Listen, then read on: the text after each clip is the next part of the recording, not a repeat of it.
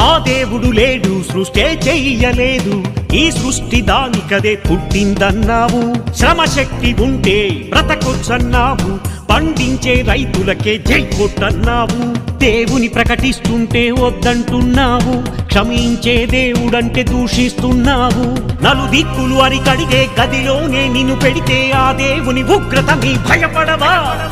ప్రతి జీవిని తింటున్నా ఆ దేవుడు లేడంటే అతి చిన్న ఈ జీవితో నిన్ను చంపడా?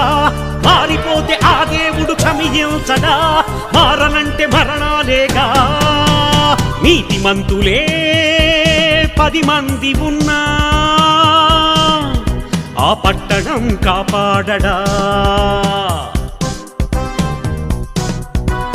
దానియేలు, నోవాహు, యోబే ఈ ముగ్గురు ఉన్నా